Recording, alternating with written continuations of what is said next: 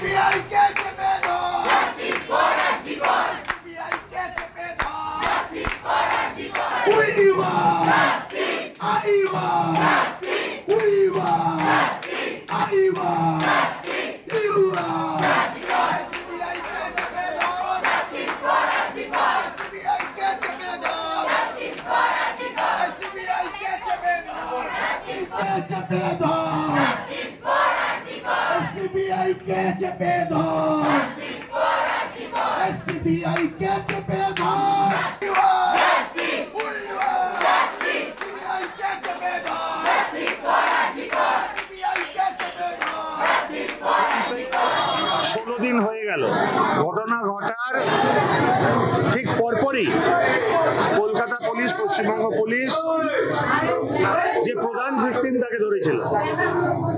Kolkata police তদন্তে এগোচ্ছিল, কিন্তু তার মধ্যেও সিবিআই তদন্তকে আমরা স্বাগত জানাই। আমরা বিশ্বাস করেছিলাম এই যে ঘৃণ্য ঘটনা, জঘন্য ঘটনা, এর বিরুদ্ধে প্রতিবাদ হওয়া দরকার এবং দোষীর শাস্তি চাই।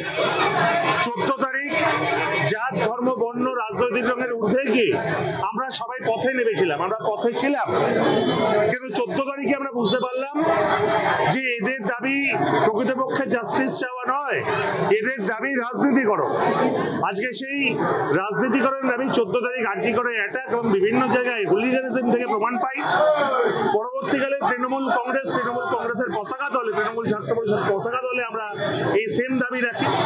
আজকে সিবিআই 16 দিন ধরে তারা তদন্ত করছে, আমরা তদন্তের এখনো কোনো অগ্রগতি দেখতে পেলাম না। এটা আমাদের সবচেয়ে বড় প্রশ্ন।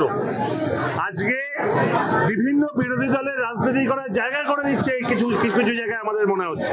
আজকে সিপিএম বিজেপি এরা কখনো নিজের নামে কখনো অন্য নামে, যেহেতু তারা যদি নিজের নামে তবে মানুষ সমর্থন করবে না, তাই ছাত্র সমাজের নামে কিছু গুন্ডাদের পাঠিয়ে তারা অশান্তি করার চেষ্টা কোথায়।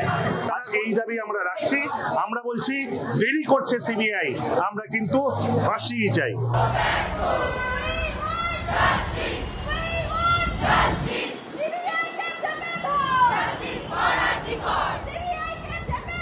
Justice for